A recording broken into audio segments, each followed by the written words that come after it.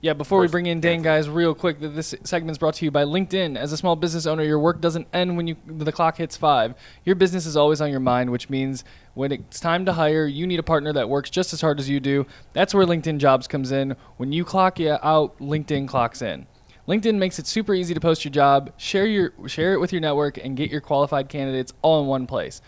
LinkedIn's new feature can help you write job descriptions and then quickly get your job in front of the right people with deep candidate insights. And here's a pro tip. Add the hashtag hiring frame to your profile picture to double your reach to qualified candidates. And it's no wonder that 72% of small businesses say LinkedIn helps them find high-quality hires. So post your job for free at linkedin.com/LockedOnNFL. That's linkedin.com/LockedOnNFL to post your job for free. Terms and conditions do apply. Nice. All right. Dane Brugler of The Athletic. He's a busy man this time of the year. 8 days to go before the draft. Dane, your 7-round mock draft. Are you just throwing darts at the dartboard by the 7th round, Dane? What's happening there? Look, it's a good scenario to play out for me, just because you're taking into account team needs, trends, who's going on the 30 visits to where. You try to connect the dots as much as possible. But obviously, when you get to the 6th round, 7th round, we're more throwing darts than anything else. And it's like, all right, I want to make sure I get this guy in there, that guy in there. But yeah, it's not an exercise that I'm going to be exactly right on when we get to the 6th round, 7th round, but it's still an interesting exercise because it makes you think about how general managers think, how the board might play out. So it is a beneficial way to look at it for me.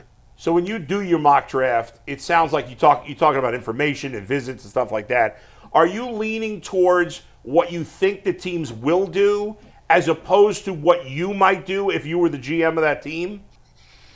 I've never in my life done a mock draft where it's what I would do because I don't, that's what my rankings are for. Right. That's what, the mock draft is all about what I'm hearing.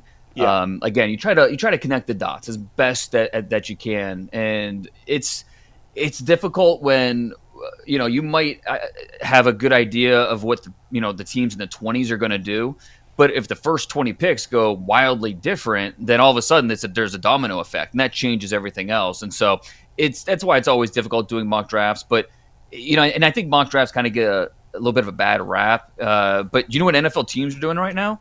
They're doing mock drafts. They want to know, okay, hey, if we're picking at 18, how are those first 17 picks going to play out? And so they go through all these different scenarios, and just so they have a good idea of, hey, okay, if this scenario happens, we're ready for this. If this other scenario happens, then we're ready. So they're going through all these exercises in war rooms right now as we speak. So they're prepared on draft night for anything goes, and we'll be prepared.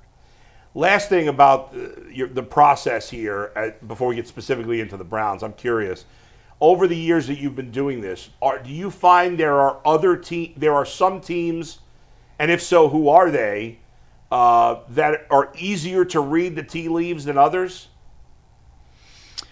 Yes, some teams will deviate. Other teams have a very strict process, and it goes position by position. A team like the Packers, they want certain thresholds in terms of length and speed at receiver and corner. Certain teams, if you follow their 30 visits, then you have a good idea of, okay, this is who they're interested in. And especially for the non-combine guys, if you are a non-combine player, your chances of getting drafted aren't great. But if you're on a 30 visit, those chances go way up because teams don't have the medicals for you if you didn't go to the combine. So that's where the 30 visits come in. And so the non-combine players, there's always, a couple dozen non-combine guys drafted every year. Watch for those guys that go on these 30 visits. That way teams are going to have the medicals on you because if they don't have that, they can't draft you. So it seems like everybody, regardless of who you are, believes Cam Ward is going to go number 1 overall. And then after that, it's like, okay, who's the next quarterback? Where's the next quarterback going to come off the board? Shedeur Sanders, it seems like a player that could be there for the Browns. Will be there for the Browns most likely at 2, but not a lot of people think that the Browns will go in that direction. I don't think you believe that either, right? No, and look, I've been consistent with kind of my thoughts on Shedeur Sanders. I think he's a good quarterback, but not one I would take top 5. And for whatever reason throughout the process, I think it's been either you have to love them or hate them. And look, I'm here to say you can just like them, and that's okay. But at the same time, I'm not drafting a guy that I just like in the top 5 picks, especially when a guy like Travis Hunter or Abdul Carter are staring me in the face and I have a chance to add a true blue chip or a true impact guy. Now, obviously, there's some people probably screaming at their screens saying, just get the quarterback right. And 100%, I agree.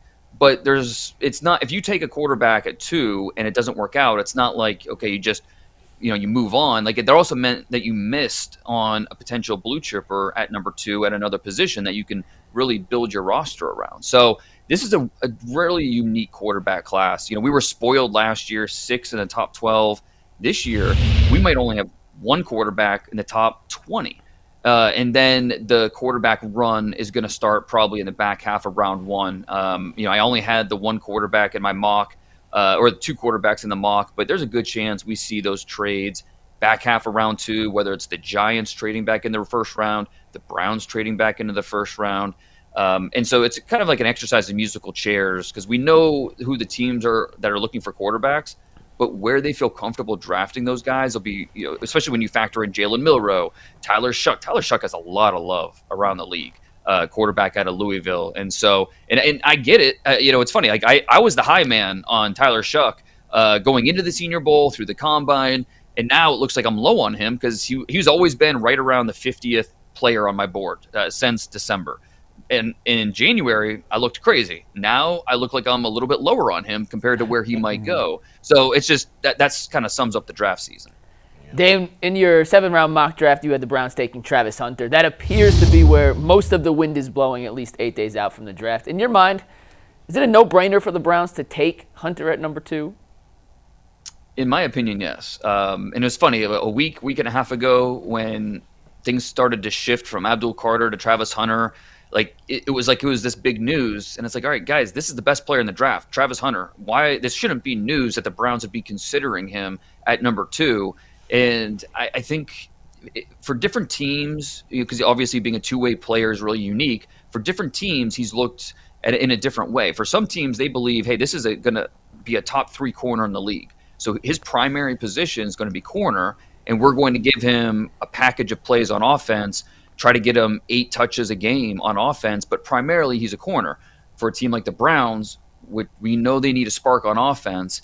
I think he's probably going to be a primarily offensive player in Cleveland, and then you try to figure out how you play him on defense as well at corner, and you want to try to utilize both ways. It's tough. We've never seen it done before, but he did it in college. I think the skill set says he can do it, both the physical skill set, the athletic skill set, but also the mental commitment that it takes to understand the playbook on both sides, your responsibilities, and the instincts to just go make plays. He showed he can do it. So I'm in terms of impact potential, I'm not going to take that away from him. Let's let him play both sides, offensive threat, defensive threat. I think he can do it. Mel Kiper was on ESPN Radio here yesterday, and he said that Hunter was his best graded prospect since John Elway. I know, Dane, you just said that you had Hunter as your best prospect in this draft. Are we talking about Hunter in terms of prospect grading, which doesn't necessarily translate, but just in terms of grading prospects, in like elite territory, like maybe the best in 40 years, like Mel Kiper suggested? I won't go that far. I wasn't on this earth 40 years ago, but I will say that, in terms of the true blue chip non-quarterbacks that I've scouted the last 20 years, like he's close to being in that category with a Myles Garrett or, some of those guys that were true, no doubt about it. I mean, Myles Garrett was drafted number 1 overall in a draft where, we saw several other quarterbacks go, Patrick Mahomes, Deshaun Watson, and I don't think anybody flinched that the Browns took Myles Garrett number 1. It was just that much of a no-brainer. Travis Hunter, it's kind of the same way, where this is a no-brainer at number 1, and whether you play him on offense or defense, the athlete, the ball instincts, he's just wired differently. And everything that I've heard from teams, from people around college, say he's really wired the right way in terms of it's all about ball. He loves his fiance, he loves to fish, but everything else is just all about football, and that's what you love. That it's just he has the gifts physically, athletically, but he's also really locked in as a football player. Jackson Dart is an interesting prospect who you think the Browns could take at 33. If we're getting like late in the first round, Dane, you see the Browns waiting to 33, or could you see them coming back into the first round to try and make sure they secure their quarterback? Yeah, and it just depends on what's the gap between Dart and Shuck and Milroe, or if Shador is still on the board. What's the gap between these guys? That's where you get into a little bit of risk versus reward. How much are you willing to gamble that he'll still be on the board for you in the second round? And what's the asking price to be able to move back like that? And obviously the Browns, they have 2 third-rounders, so they have a little bit of ammunition if they wanted to package, say, pick 94 and 33 to go up a little bit into the 20s to go get that quarterback. Really, it's a small price to pay if you think you're getting your franchise guy. It just all comes down to how much do you believe in the player. And, these second tier of quarterbacks are like, they'd all be behind Bo Nix, who was drafted 12th overall last year. And so all of them have question marks. With Dart, I see why people love him. He's got the tools size-wise, arm-wise. He's a really good athlete. It's just that offense that he played in at Ole Miss. You're studying this offense, and I didn't come away saying, oh, what a beautiful read. I'm thinking like, wow, Lane Kiffin is a madman, because his schemes and the way that he cooks things up, it just puts defenses in conflict over and over and over. And that's not saying that Jackson Dart can't go to the NFL and adapt to what will be asked of him in a pro-style playbook. It's just that he doesn't show it consistently on tape. So it's an unproven area for him of playing football. So that really clouds the evaluation. But he's a great competitor. I mean, talking to his teammates, they love him. Absolutely love Jackson Dart. The intangibles off the charts. And again, he has the physical tools. So as long as you believe in the player and that he has the mental capacity to really digest the playbook and develop, it would make sense. And he's going, in Cleveland, obviously, when you have Flacco and Pickett there, he won't be expected to start from day one. Now, hopefully you see him at some point during his rookie year, but he won't be pressed into action before he's ready. And I think that's going to be key for Jackson Dart. Dane, I'm going to fight my instincts and try to give the Browns the benefit of the doubt with who they pick at 33 between Jackson Dart, Jalen Milroe, Tyler Shuck, guys you've mentioned. In my mind, Milroe makes the most sense because he has the one elite trait that I see the most upside. Who knows, right? But if they're all a question mark, why not take the guy with that elite trait? Why did you ultimately mock them with Dart as opposed to the other two at that 33 spot? Yeah, and I think you're onto something, because that's something that NFL teams talk about as well. Is just, okay, if these secondary quarterbacks, this second tier, if we're going to bet on one, why don't we bet on the one with the best upside, who we look at back 3 years from now and say, oh, how would he fall this far? And that's what we're saying about Jalen Hurts, a Super Bowl winning quarterback who wasn't drafted until midway through the second round. But can Jalen Milroe, do they believe enough in Milroe that he will reach that ceiling? That's the big question mark. But I mean, you're absolutely right. He is so dynamic as a runner, and it's immediate speed too. I mean, the way that he can just eliminate those pursuit angles with his legs is astounding. He had 12 rushing touchdowns last year that were 10 plus yards. That's the most by a quarterback in college over the last 25 years. And he also has the arm. You watch that Georgia tape, you watch the Wisconsin tape. And so this year he had 16 passing touchdowns, which not a super high number, but those 16 passing touchdowns, they averaged 36.6 yards through the air, which says something about the way he will attack down the field and just the arm strength that he offers. So Milroe's tough, because you watch that Georgia film, you watch that Wisconsin film, and you're bought in. You say, okay, sign me up for this guy. But then you watch Oklahoma, then you watch Michigan, and you're like, all right, he needs a lot of work. This is something where from the mechanics to the pocket feel to a lot of things that some coaches will look at and say, either you have it or you don't. Other coaches might say, hey, we can work on that. We can develop him. So there's a lot of wide-ranging opinions on Jalen Milroe. Some think that he should go somewhere top 40, top 50. Other teams have third and fourth round grades on him. But I reported 2 weeks ago he accepted an invite to the combine to the draft in Green Bay, and that says something. We've seen quarterbacks in the past. Malik Willis, he fell to the third round. He was at the draft. We've seen it before, so it's not a guarantee. Will Levis. I mean, he was more of a drafted in the 40s. So, we've seen it before where guys have fallen a little bit. So it's no guarantee he'll go in the first round or even the top 40 picks. But there's a lot of, or not a lot, but a certain number of teams around the league that are thinking like you are, Adam. Okay, upside is there. Let's bet on the guy that in 2-3 years from now, if everything hits, we've got something here that could really pay off.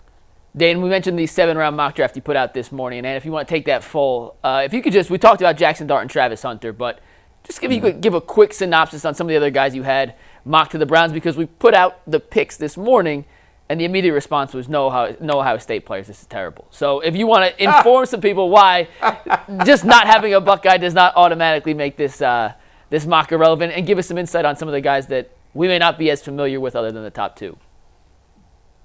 Well, let me tell you, when the Browns are stacking that board and they're deciding who to pick, the decal on the helmet's not going to matter at all, whether it's a Buckeye or somebody else. Like, they just want good football players, and Ohio State has a lot of good football players this year. There are 15 Ohio State Buckeyes in this mock draft, which would tie the record for most draft picks in a 7-round draft. We'll see if can the right tackle Fryer maybe sneak in there, get him the record. I don't think so, but we'll see.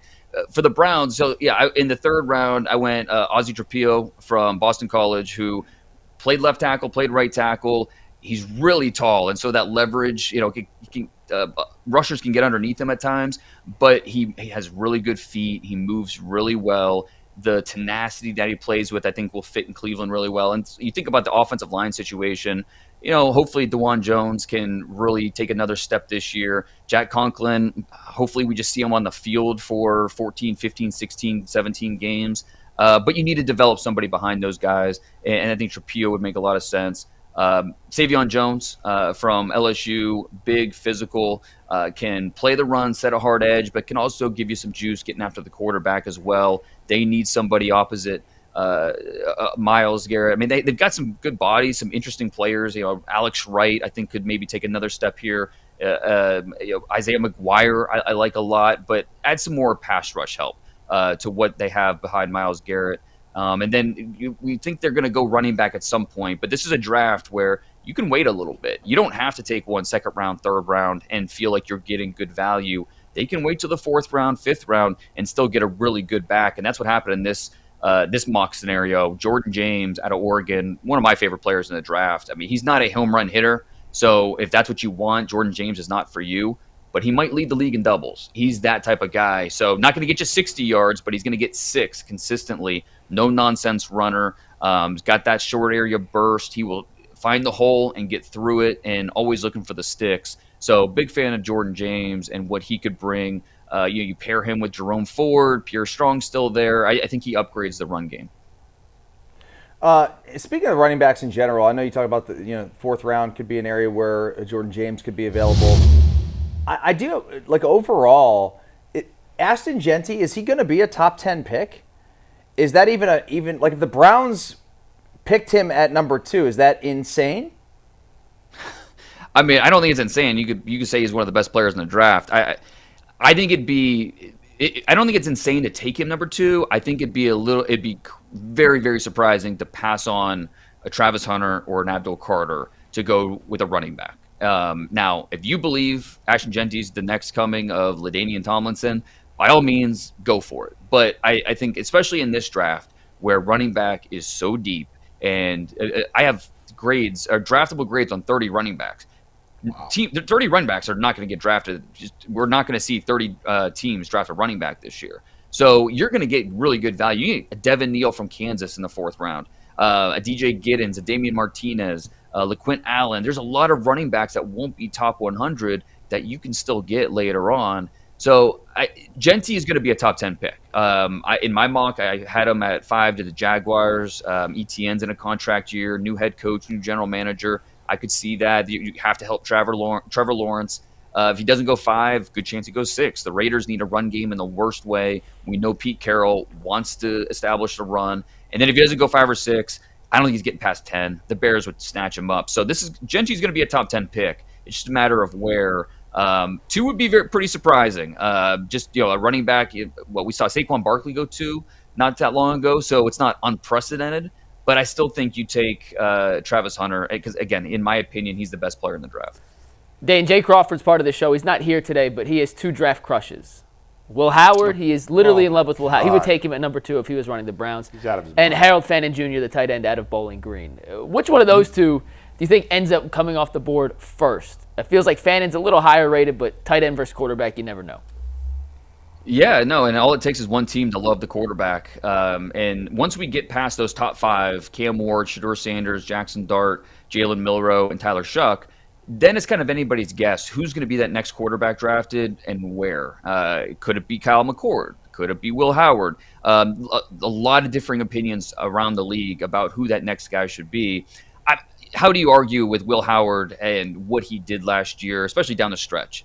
Once Seth McLaughlin went down at center, Will Howard really took over as the leader of that team, and the way he played in the playoffs, it was a team effort, obviously, some on defense, offense, but they're not winning a national title without Will Howard. Some teams are believers in that, the mental toughness that he brings, how big he is. He's got some mobility to him. The arm is average, but good enough. Some teams a little more on the fence about, is the arm good enough to ever be a starter? So, and the combine didn't really help him. His throwing performance at the combine was rough. So, I think he's going to come off the board probably somewhere in that 4th round, maybe in the 5th round, maybe reunite him with Chip Kelly over there in Vegas. I think that's a possibility. But I think he's projected as more of a backup than a guy who'd be a starter. Harold Fanon Jr., I wouldn't be shocked at all if he ends up staying in Northeast Ohio. Canton native. He's young, 20 years old. We know how much age matters to this franchise. Doesn't turn 21 until July. And how do you argue with the production? 117 catches this year at Bowling Green, and you could say, oh well, he played in the MAC. Everybody knew he was going to get the ball every play, and they still couldn't stop him. But watch him on the Texas A&M tape. Watch him on the Penn State tape. Going up against SEC Big Ten defenses, they couldn't stop him. He had over 100 receiving yards both of those games. But yeah, to your point, he was the centerpiece of that offense. Everybody knew it. Still couldn't do anything about it, whether he's running the seam or just leaking out as a receiver. He's a little bit awkward as an athlete, but he's straight line explosive and he catches everything. And so, a guy that was basically a safety in high school that, credit to the Bowling Green staff, they saw a vision for him, brought him to BG and developed him at tight end. He still has growing to do and developing to do. And so I think this is a player I see in the 3rd round most likely. And again, with the Browns, those 2 3rd-round picks, if one of them was Harold Fanon Jr., wouldn't be shocked. Dane, I want to wrap it up with one on the Steelers and one on the Bengals here before we go. So you have the Steelers taking Shedeur Sanders at 21. If Shedeur is gone by then, do you think they take another quarterback? Are you convinced they're taking a QB at 21, or is it Shedeur or nothing for them? No, I think Jackson Dart could be their guy. I wouldn't be shocked if they took Jackson Dart over Shedeur. Once we get into that range, it's just pick your flavor. Everyone looks at these quarterbacks differently. So, and I'm not convinced they're going to go quarterback there. I don't know what they're doing with their quarterback situation right now. It seems like Aaron Rodgers will be the short-term option. They love Mason Rudolph still. So if they love one of these guys at 21, that could be the pick. But they don't have a second-round pick either. So do they feel like, maybe they go with another receiver if they're going to trade George Pickens? Do they go with a defensive lineman there? So I think there's a lot of different ways the Steelers could go. All right, last thing with the Bengals, they have done a terrible job drafting the last couple of years. I mean, just awful. And everybody talks they haven't spent on defense. Well, they've been drafting all these defensive guys, and they've gotten them all wrong for the last couple of years after they had done such a good job before that. So I'm dubious in believing they'll get it right this year. I know you have them taking defensive tackle. I can't think of his name off the top of my head. Derek Harmon out of Oregon, yeah. Okay, and now I'm insane. I would and I don't think it's going to happen, and you don't have this happening. I'd take one of the 2 tight ends if they drop those 2 good tight ends. I know you don't think it's going to happen. I'm like, just outscore them. Just outscore them. Let's go. But because I'm just assuming whoever they take on defense is going to suck. But they do need defensive tackle. They need another pass rusher. They need a safety. They need guards also. But you think this guy's the best fit, and he won't be a bust? Well, I think he's a really good player. Derek Harmon's outstanding. He led all FBS interior defensive linemen in pressures this year. He has power, he has quickness, he can play the run, he can get after the quarterback. I mean, if he's there at 17, because above all, the Bengals need an impact player on defense, whether that's a defensive tackle, linebacker, edge, corner. They just need an impact player. I think Derek Harmon could be that guy. But no, I mean, you're absolutely right. Miles Murphy has been a bust. Dax Hill hasn't panned out. DJ Turner. So they really need to hit one down the fairway on defense. But hey, you know what? If they really lean into what you're saying, I wouldn't be shocked if they went Gray Zabel there and really cement, get that offensive line in a good spot. So you're protecting the quarterback to score all these points. I wouldn't be surprised at all. They're going to draft a guard somewhere in the first 3 rounds, whether that's in the first round, second round, third round. I wouldn't be shocked at any of that spots. Dane, great stuff, man. Awesome job on the 7-round mock. Always one of the best things out there. The Beast also, if you haven't looked at it. Yes. Incredible job as always, Dane. Yeah, you're the best. Thanks, Dane. We appreciate it, man. Thanks, guys. Appreciate it.